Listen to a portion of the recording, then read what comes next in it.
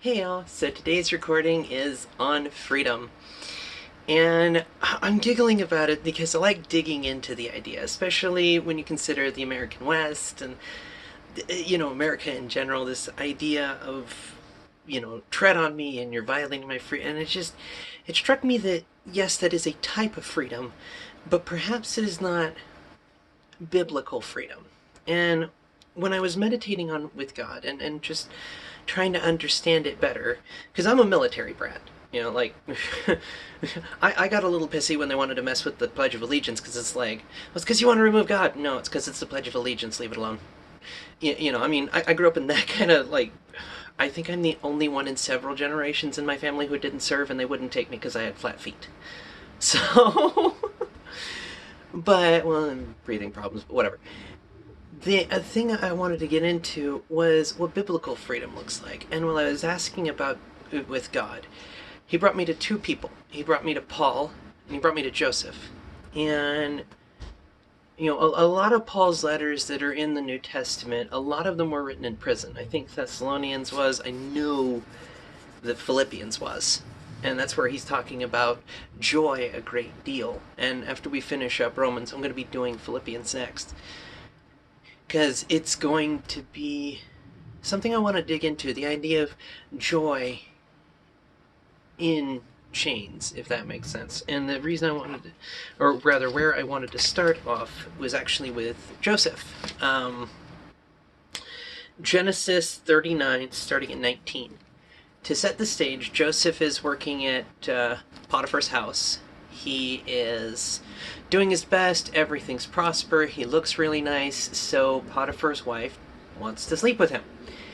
He straight up refuses because he's like, well, I've been put in charge of everything except no, just no, no.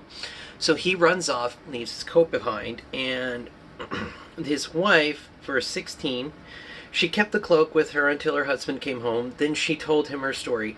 That Hebrew slave you brought into our house tried to come in and fool around with me, she said, but I screamed. He ran outside, leaving his cloak with me.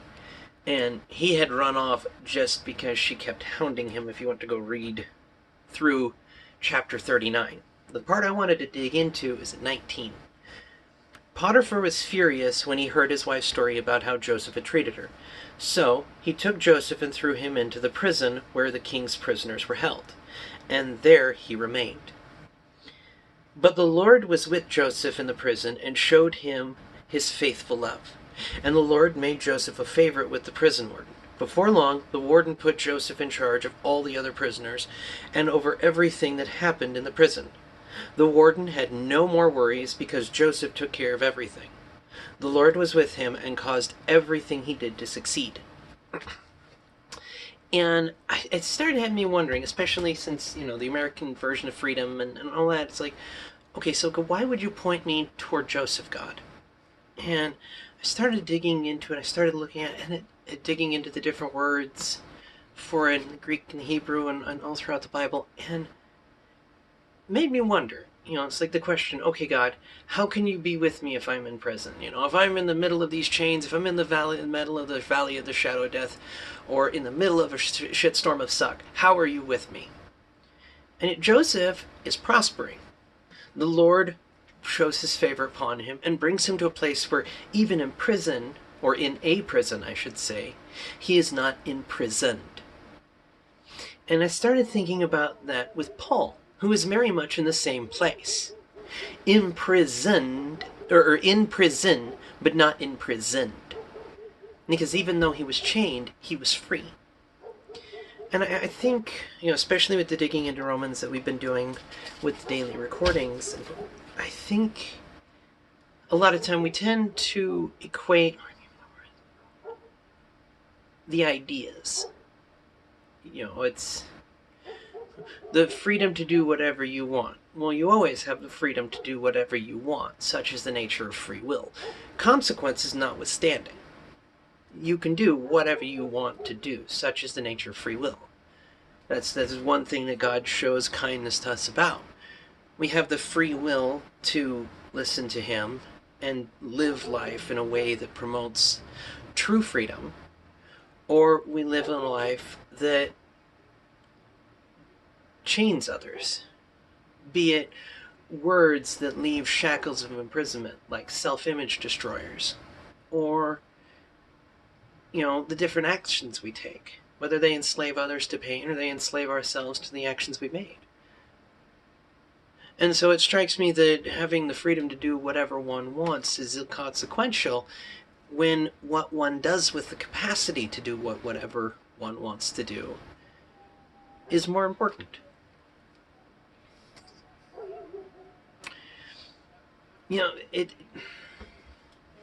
It strikes me that,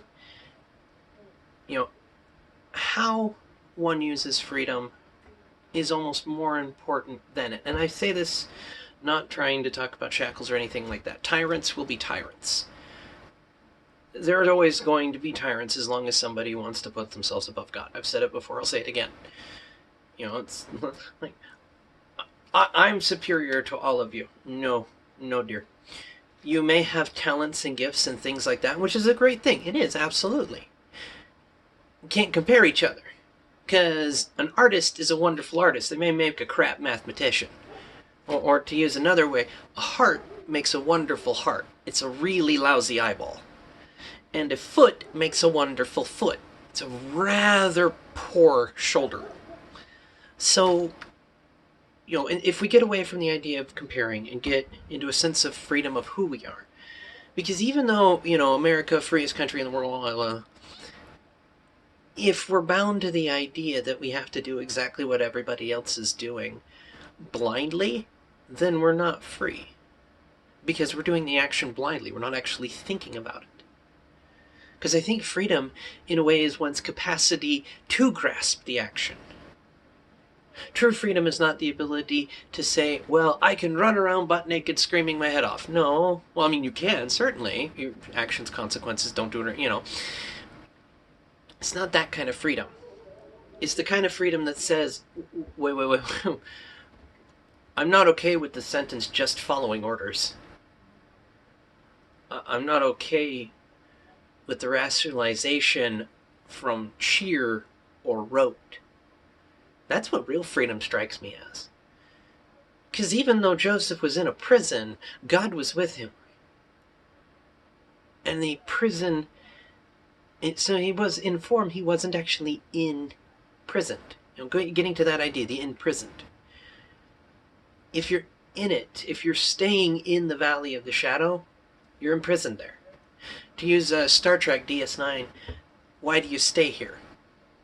Because Cisco, free to move about the galaxy, based on where Starfleet allows him, but able to go where he wants. The prophets see him as existing in one moment of time, the loss of his wife.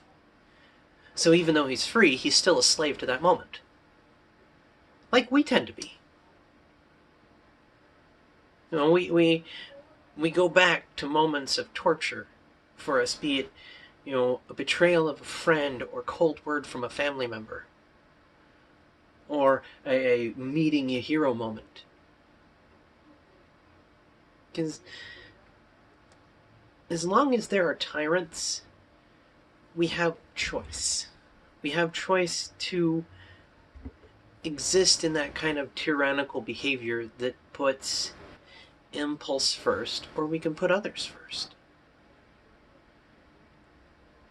Because even if you have the freedom to, and that's the thing, that's the major thing. The freedom argument that we have in the West is a bit of a straw man toward the Christian idea, or the biblical rather, idea of freedom. Same word, different concept entirely.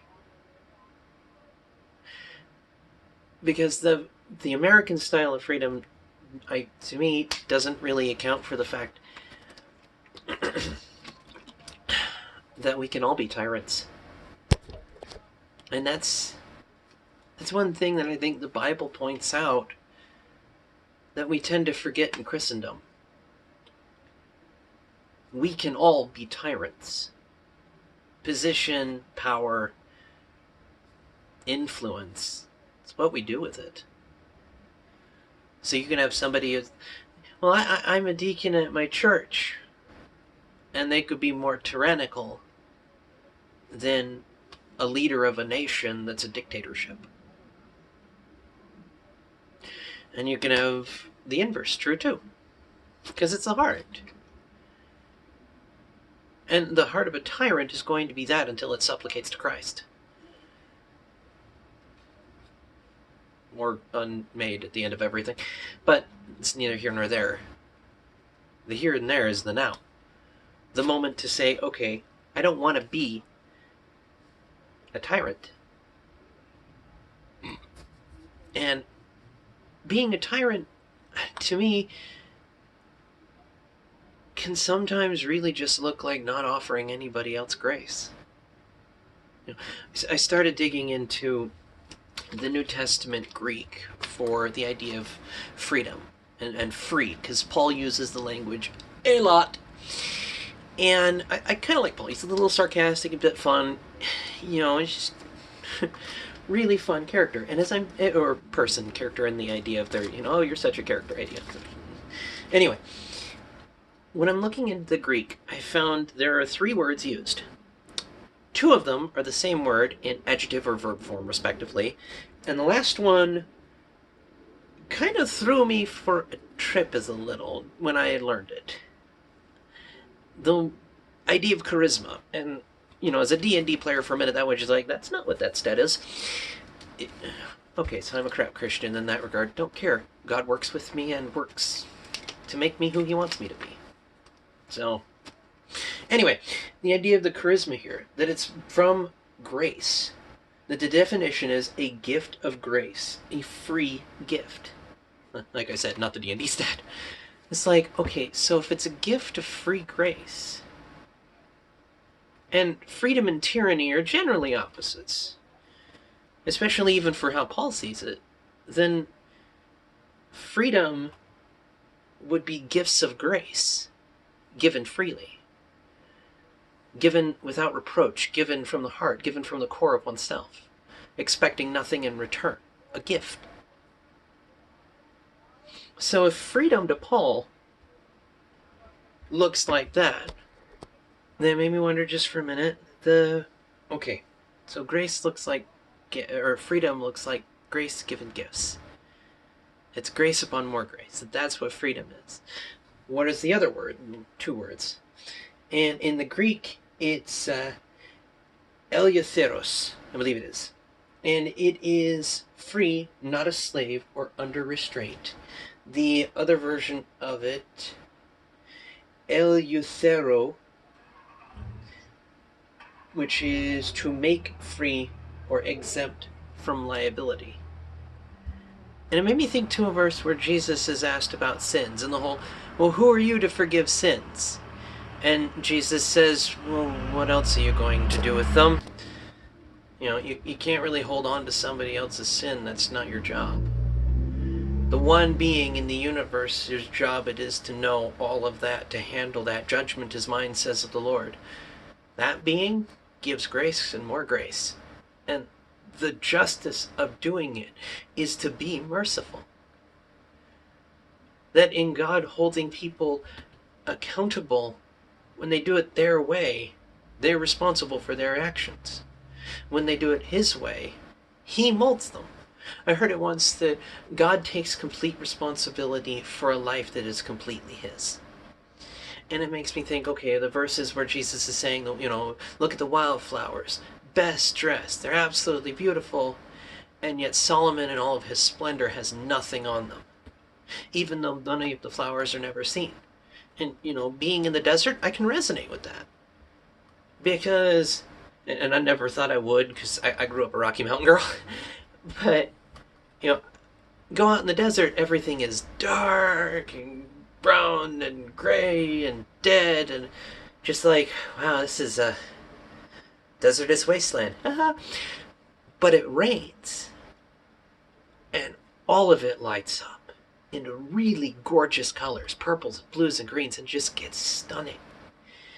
And it's like, okay, if the flowers out there that nobody sees look like that, and he cares for us, then freedom is release.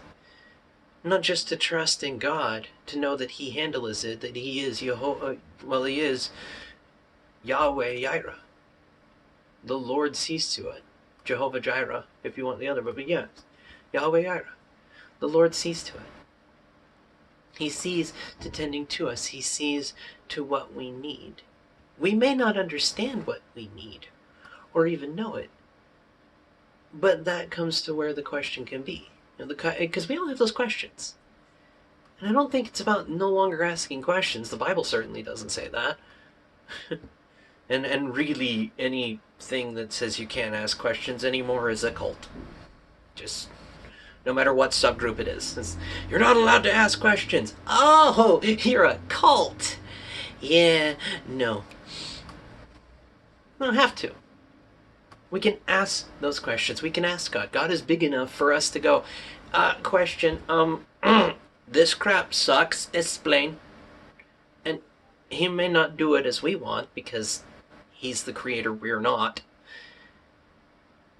But if we listen, the answer comes. I saw one thing that said, don't say God's not speaking if your Bible's not open. And I kind of agree with that. At the same time, I think it's a different kind of listening. More than just reading the word, I think it is digging into the spirit of it. What is the love people option? What is the right way to do it that promotes life, that lives life? You know, James talks about the fact that we speak curses against people with one's mouth, and at the next moment we'll sing praises to God, and that it is a two-faced behavior. You can't say, "Oh Lord, you are a wonderful creator," and then call his creation garbage. It's like you're a wonderful photographer, but your photos are complete garbage. Well, then how are they a wonderful photographer? Because that entire thing goes from a judgment standpoint. Not a discernment standpoint, a judgment standpoint. A judgment of, well, they're an idiot. Well, how do you know? Number one, whose standard of idiot are we judging by? Because, Einstein level IQ is probably going to be at a slightly different one than others, honestly. And it's a bit of a spectrum. So whose standard of idiot are we judging by? Because I know a couple of people who would say every person, including themselves, is an idiot on planet Earth. And I know a couple of people who would say that the only person not on planet Earth that is not an idiot is themselves. Yeah.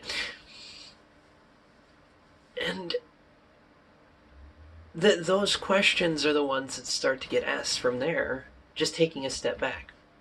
Taking a step back from condemnation. Taking a step back from saying, okay. What if I don't know what you're going through? Because I think that's a question that would be a great place to start when truly digging into our own freedom.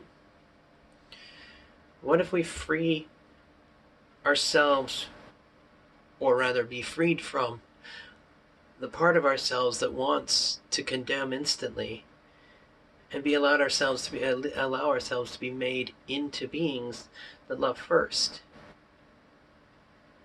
Because Joseph was put into the Pharaoh's prison, king's prison, but the prison never went into him because he belonged to God. There was too much God in him for the prison to get in.